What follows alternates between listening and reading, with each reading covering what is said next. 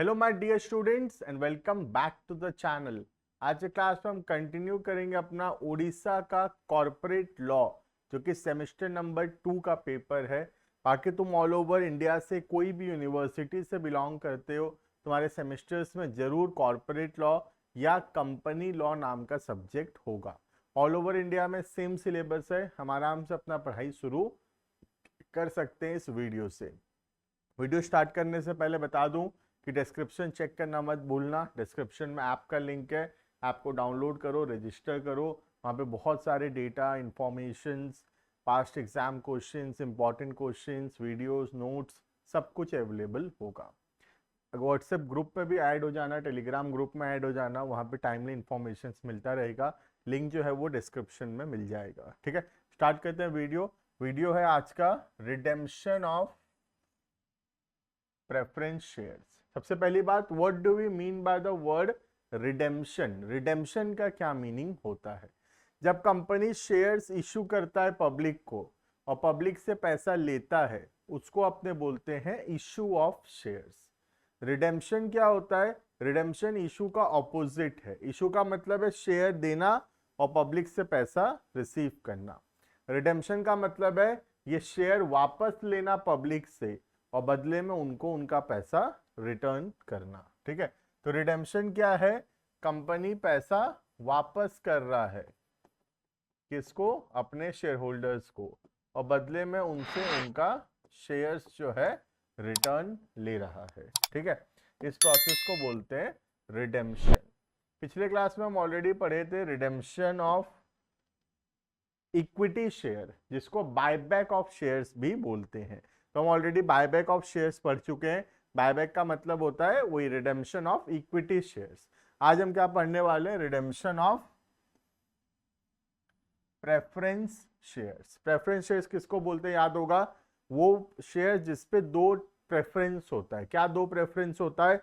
सबसे पहला, जब भी कंपनी डिविडेंड डिक्लेयर करेगा, जब भी कंपनी डिविडेंड देगा, सबसे पहले कंपनी डिविडेंड देगा अपने प्रेफरेंस शेयर होल्डर्स को, उसके बाद कंपनी पैसा देगा इक्विटी शेयर होल्डर को। एंड सेकेंड, जब भी कंपनी बंद होगा, वाइंड अप होगा, कंपनी पहले पैसा वापस करेगा अपने प्रेफरेंस शेयर होल्डर्स का, उसके बाद पैसा वापस करेगा इक्विटी शेयर होल्डर्स का। क्लियर है?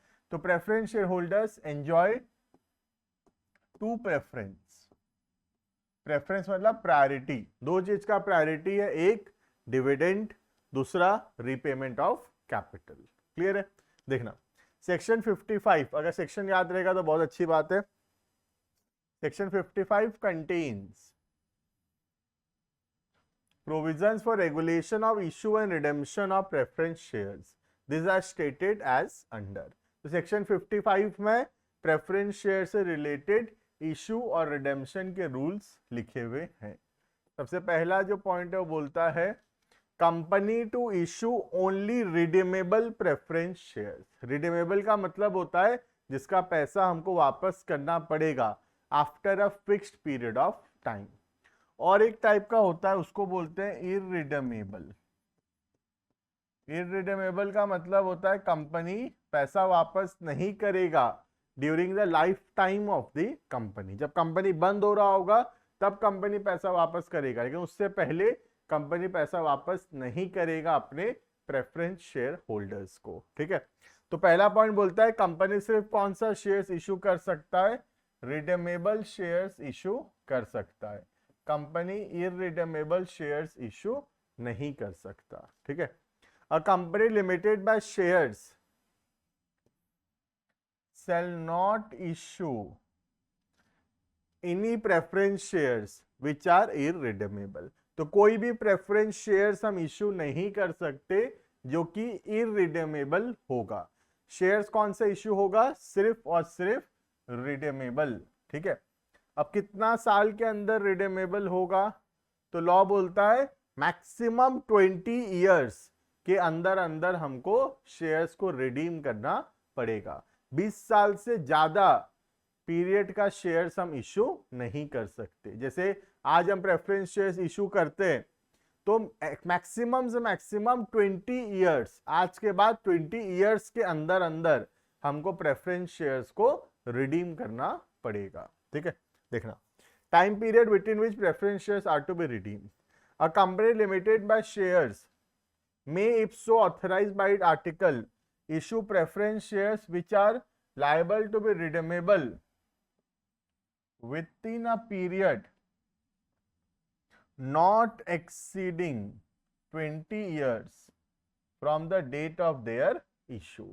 तो जिस दिन शेयर्स इशू हो रहा है उसके 20 इयर्स के अंदर अंदर वो शेयर्स को रिडीम करना जरूरी है। क्लियर, ये गया पॉइंट नंबर 2। तो पॉइंट नंबर 1 बोलता है सिर्फ रिडीमेबल शेयर इशू किया जा सकता है। पॉइंट नंबर 2 बोलता है मैक्सिमम 20 इयर्स का टाइम हो सकता है रिडेम्पशन करने के लिए। ठीक है, next point number 3, requirement of special resolution and condition of no default.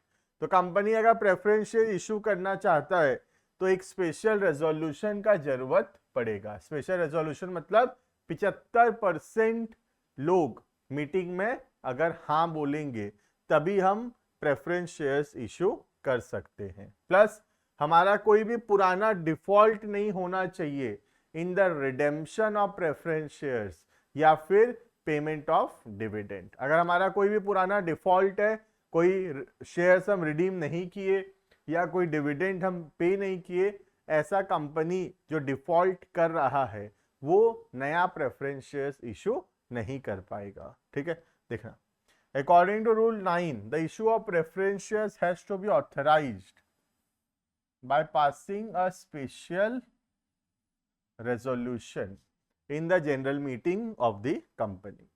Further, at the time of such issue of preference shares, the company should not have subsisting default. Company का default भी नहीं होना चाहिए।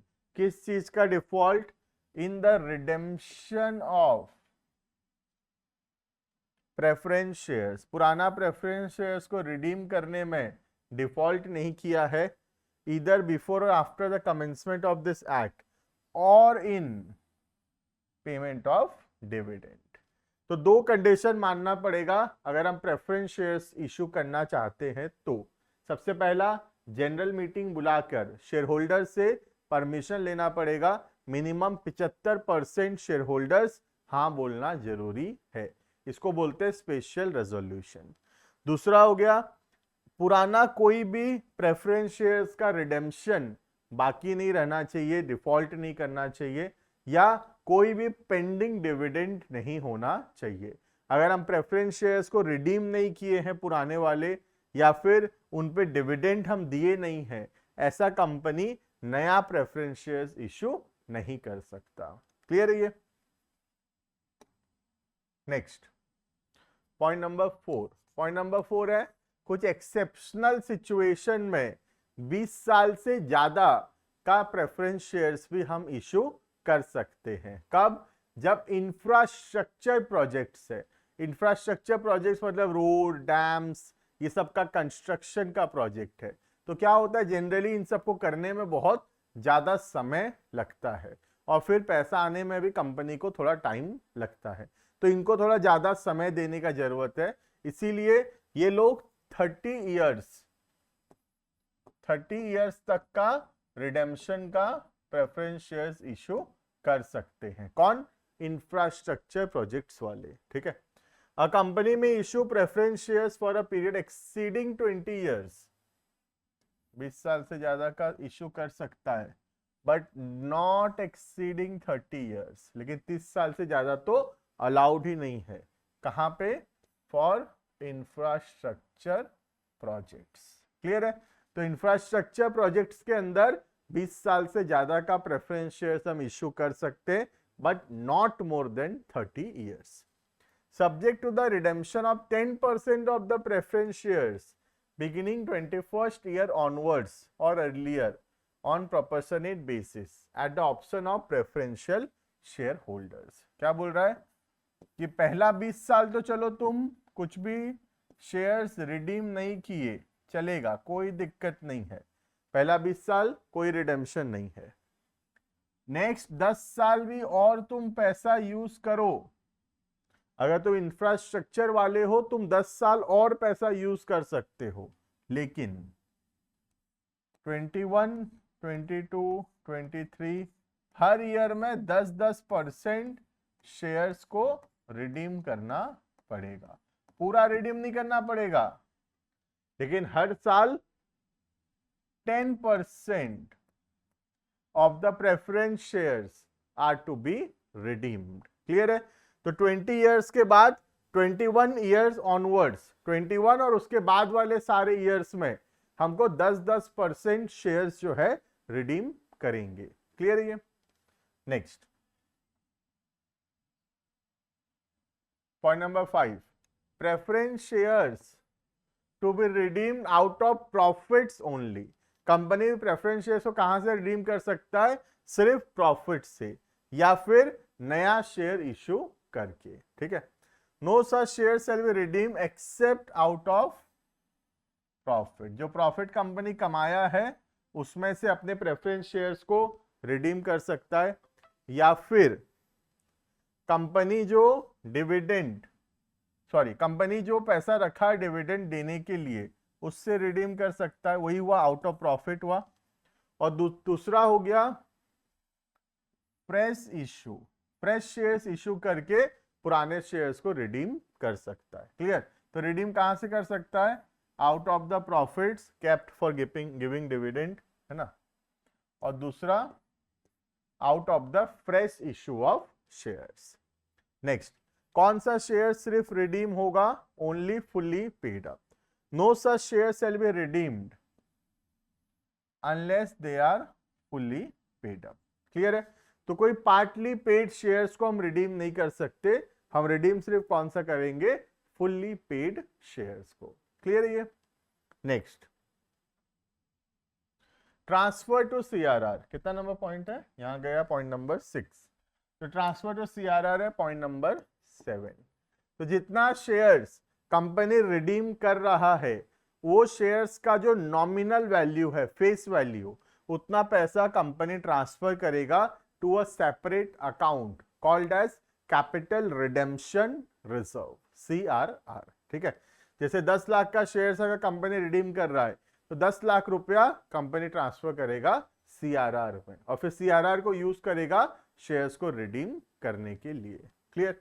देखना, वैसा shares are proposed to be redeemed out of profits of the company, there shall be out of such profit be transferred to a sum equal to the nominal amount of the shares to be redeemed to a reserve called as CRR। कब करना होता है? ध्यान रखना, जब company shares को redeem कर रहा है आउट ऑफ प्रॉफिट, है ना। दो जगह से रिडीम कर सकता है, एक है आउट ऑफ प्रॉफिट और दूसरा है फ्रेश इशू। फ्रेश इशू के अंदर CRR बनाने का जरूरत नहीं है। CRR कहां बनता है? only if it is out of profits। clear है ये? next, issue of further preference shares।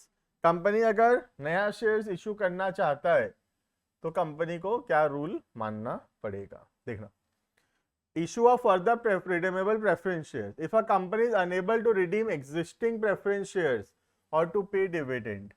अगर हमारे एग्जिस्टिंग प्रेफरेंस शेयर्स को हम रिडीम नहीं कर पा रहे या उनको डिविडेंड नहीं दे पा रहे और हमको और नए शेयर्स इशू करना है पुराने शेयर्स को रिडीम करने के लिए या फिर उनको डिविडेंड देने के लिए, तो हमको क्या करना पड़ेगा?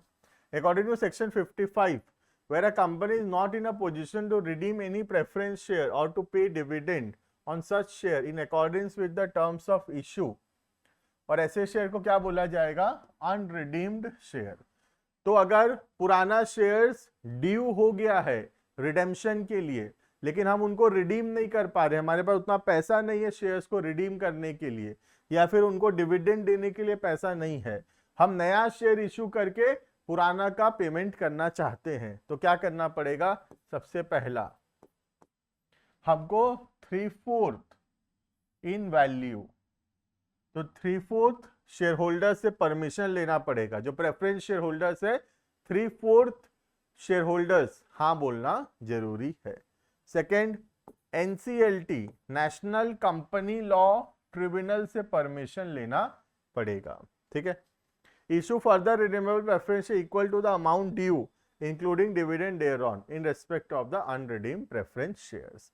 तो अगर इन दोनों से परमिशन मिल जाता है, 3/4 of the preference share holders and NCLT, इनसे परमिशन अगर मिल जाता है तो हम नया शेयर इश्यू करके उस पैसे से पुराना अनरिडीम्ड शेयर्स को रिडीम कर सकते हैं और उनके ऊपर जो डिविडेंड हम नहीं पे किए थे वो भी हम पेमेंट कर सकते हैं। क्लियर है ये?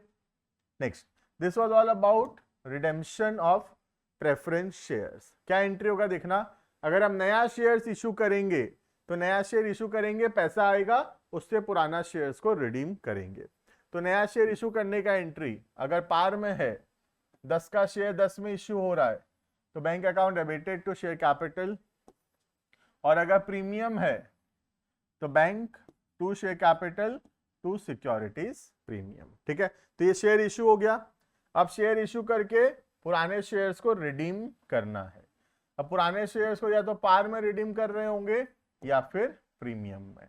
अगर पार में करेंगे तो शेयर कैपिटल कम होगा और नया लाइबिलिटी आएगा प्रेफरेंस शेयर होल्डर्स के नाम का।